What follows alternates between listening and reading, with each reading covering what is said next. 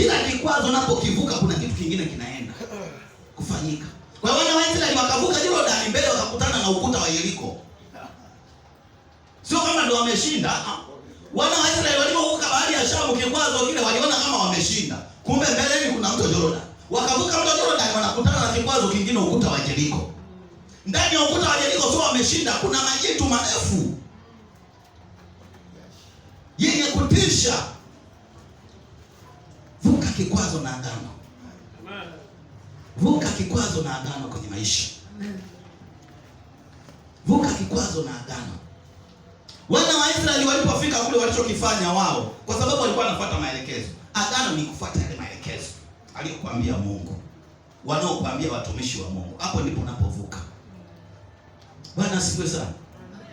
Bwana asifiwe sana. Kwa Bwana wa Israeli walipofika kule, walichokifanya tena, kuna ukuta mbele. Wakachukua matarumbeta, wakapiga matarumbeta. Wale waliolichukua sanduku la agano, ukuta wa Yeriko kadondoka.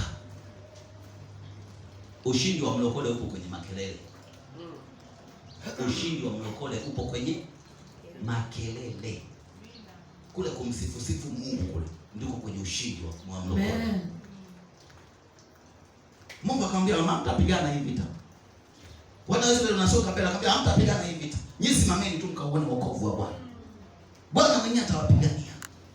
Jina la Bwana libarikiwe sana. Mimi naipenda sana taifa la Israeli. Ngoja nilisome kidogo. Unajua vita inayoendelea ipo kwenye Biblia, kitabu kile cha Mathayo 24. Sawa? Matetesi ya vita kurudi kwa Yesu iko kwenye kitabu kile cha Mathayo 7:6. Kabla ni nini dalili za kurudi kwa Yesu? Sasa watu wengi wanafikiri Israeli itashinda kwa sababu ya vita, ya wingi wa watu. Sawa? Israeli ishindi kwa sababu ya wingi wa watu. Wale watu wanapewa hekima, afu wanapewa maarifa. Sawa? Ndio maana wao wanaua viongozi wao hawafi. Afu wao ni wachache. Ile nchi inasemekana ina watu karibu milioni 90. Israeli yani kwanza ni kadogo. Yani Israeli wanasema sasa na mkoa wa Njombe. Kadogo tu. Sawa? Sasa kinachowafanya wale ni nini? Wale ni target. Bwana apewe sifa sana. Amen. Sasa watu ukisema hivi wanasema wewe unashabikia tu Israeli, unashabikia Israeli. Nikupe swali moja. Ibrahim alikuwa na watu 338. Alienda kuwapiga wafalme waliokuwa wameungana na mfalme Kodroma, wakatengana. Karibu wafalme 6-5. Alienda akawatandika wote, akamrudisha Lutu na ndugu zake. Kwa sababu gani? Wanavizia. Sisi tumeshinda kwenye kuvizia. Gideon alikuwa na watu 300.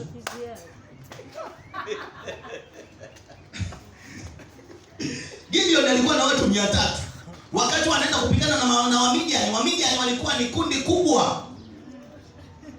Kundi kubwa la jeshi la Wamidiani. Yaani watu wakienda hivi wanaogopa. Waisraeli karibu 20,000 walirudi nyuma, wakabaki 10,000. Katika 10,000 Mungu akamwambia Gideon, hata hao bado ni wengi. 9,700 wote wakarudi nyuma. Gideon akaenda na watu 300. Kabla hajaenda akamwambia, hebu shuka kwenye kambi ya maadui huko.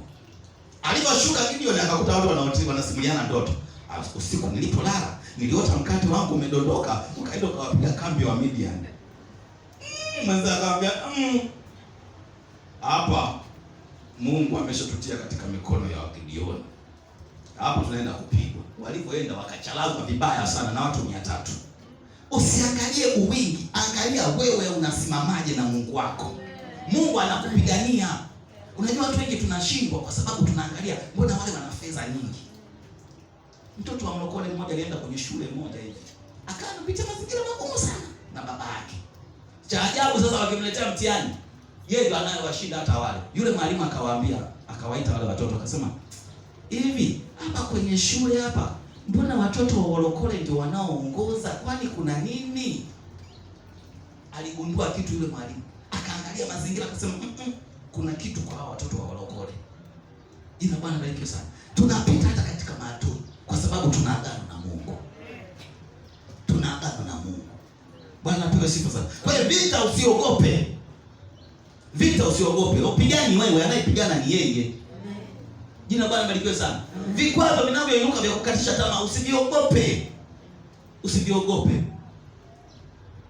Uwe kama Daudi. Daudi alipitia mazingira magumu ya vita, akasema Mungu, ikiwezekana bora uniue mimi kuliko kuwaua hao kondoo wasiokuwa na hatia. Maana Daudi alimkosea Mungu, alienda kuhesabu watu. Mungu alipoangalia lile akasema nimeagana na Daudi kwamba yeye hatakosa kuwa na mtawala katika kiti chake. Sasa Mungu akaangalia akabidi hapa inabidi nigaidi. Bwana apewe sifa sana. Ukiona kuna mazingira magumu, mara zingine mwambie Mungu maneno magumu. Amen. Mwambie Mungu maneno magumu. Kama Musa alipomwambia Mungu maneno magumu, akasema Mungu, ikiwa watu hao wanashindana na mimi, basi wewe huku niita. Ardhi ikafunua kinywa ikawameza. Jina la Bwana barikiwe sana. Una uhakika na Mungu. Unajua kuna watu wa Mungu, watumishi wa Mungu wanapitia mazingira magumu sana. Yaani ndio watu wanasema huyu huna wokovu wewe kwa Bwana. Zaburi ile ya 42. Daudi analalamika. Akamwambia nini Bwana utakapokuja uonekane, nafsi yangu inapoinama ndani yangu. Pindi wanaponiambia huna wokovu wewe kwa Bwana. Lakini Bwana yupo. Jina la Bwana barikiwe sana. Songa mbele tu. Bwana pewe sifa. Hakuna kurudi nyuma. Hakuna kuweka manyanga chini. Wazee leo akachukua sanduku la agano, bado wanafika sehemu wanasema ni afadhali turudi Misri tukale nyama. Yaani nyama ndio ikurudishe nyuma. Nyama na matango na mapilipili ya kazi gani? Vitu visikurudishe nyuma. Kuna agano unaloenda nalo mbele kule kwenye hatima. Bwana apewe sifa sana. Bwana apewe sifa. Vitu visikurudishe nyuma. Kila aliyempokea Kristo ana agano. Kila aliyempokea Kristo ana agano ndani yake. Sasa kama umechukua kidogo ile, urekebishe mapema. Maana ili agano unaenda kwenye kutawala. Kwa hiyo unapoenda kuvuka, unavuka wiki hii, unavuka mwezi. Yaani kila mtu ataenda kuvuka kwenye kieneo tofauti. Mwingine atavuka wiki hii. Mwingine atavuka mwezi ujao. Yaani unaenda hatua hadi hatua. Kwa hiyo yaani kuanzia sasa hivi tumeshalibeba agano, tunaenda kuvuka. Amen.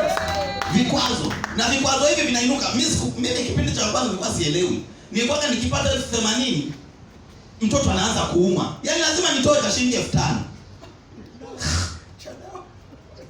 Chadawa. Yaani kila sasa baadaye nikajikuta hivi kwani inakuaje? Nikaanza kujitathmini. Yaani nikiwa sina hela, hakuna mtoto kuumwa. Hapo mtoto mwenye dawa au hanywi. Ukinunua hapa hanywi, siko mimi nyumbani kwa dawa tu nani.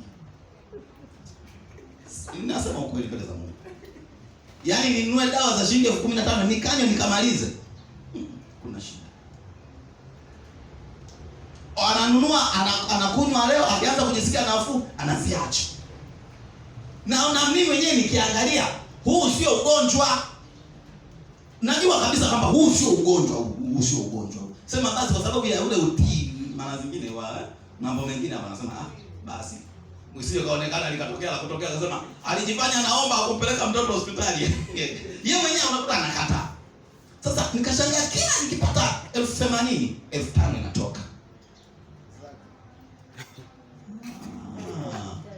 Ikaenda hivyo nikawa najitathmini. Nikipata pesa tu lazima katukio katokee. Nasema kumbe mimi ndio vikwazo vyenyewe hivi. Baadaye nikaanza kuvishughulikia. Kwa hiyo kuna mtu unaweza kupata ukipata tu, mwingine akitaka tu kufanya huduma, kuna kitu kinaibuka. Wiki iliyopita tulienda kuhubiri mwezi sasa umepita. Tulienda kuhubiri Kibaha. Wakati na yeye tunaenda Kibaha napata taarifa ya kazi. Inabidi uende Bukoba. Sasa siku tunaenda Bukoba ndio siku tunaenda kwenye kazi. Kesho ndio tunaondoka hivi na ticket tunakatiwa. Kwa hiyo unatuma namba yako, kule wanakatia kwenye online, unatumiwa kwenye message tayari umeshakatiwa. Na mimi tunabidi kwenda kwenye injili. Tumeshapatana, tumeshaagana huko. Kabidi niache ile kazi. Yaani yule mtu alinitukana. Kasema yeye unaacha kazi, ile kazi ina hela. Huyo mtu hadi sasa hivi kule bado yupo. Ile nafasi ilibidi ukae wewe. Yaani walikuwa wanataka mimi tu ndio niende. Wengine wataenda watarudi. Tunafanya kazi siku 3-4 tunarudi. Tunasafirishwa, tunapangiwa na sehemu ya kulala. Ila mimi nitakaa kule muda mrefu. Nikakataa ile kazi. Wale walioenda waliorudi tukakutana tena kwenye kazi. Akaniambiaje? naomba 500. Kwa sababu wanapiga hii. Sasa shida iko wapi? Mbona nyinyi mmeenda kufanya kazi, mimi sijaenda kufanya kazi, mimi tumeenda kuhubiri huko, tumekaa siku 3 huko. Hayo sasa naanza moyoni, mwambie pale hadharani hapa. Hayo ni moyoni. Simwambie hadharani. Utaonekana unajivuna. Nikakaa, baada nikaona kama msokoto. Baadaye akaja yule mtu ambaye ni kiongozi ambaye nataka na mimi niende. Akaanza akasema nyinyi hizo tabia yenu ndizo hazifai. Yaani mnafanya leo kazi mnapewa 70,000, kesho hata hela ya chai hamna. Sasa wakawa na mazingira fulani hivi. Unajua sisi tuna shida moja. Tukiendaka katika miji fulani watataka kuonekana kwamba na sisi tumekuja kutembea na nini. Wakawa wanafika kule wakawa wanaendelea na michezo mingine. Pombe unakunywa unaonekana umetoka. Yaani mtu akitoka Dar es Salaam sijui kama katoka wapi yani. Akienda kamkoa tu. Yaani anataka aonekane namna gani tofauti. Sasa wakatumia pesa zikaisha zote. Asubuhi anaomba 500. Kamwangalia akasema chukua bwana. Kwa sababu ipo. Nisije nikasema sina afu nikakosa kweli. Bwana pewe sifa sana. Kwa hiyo tumelibeba agano la Mungu aliye hai. Ndugu zangu, tuendelee na Yesu. Kila aliyeokoka ana agano. Kila aliyeokoka ana agano. Wakorintho wa kwanza 11 mstari wa 25.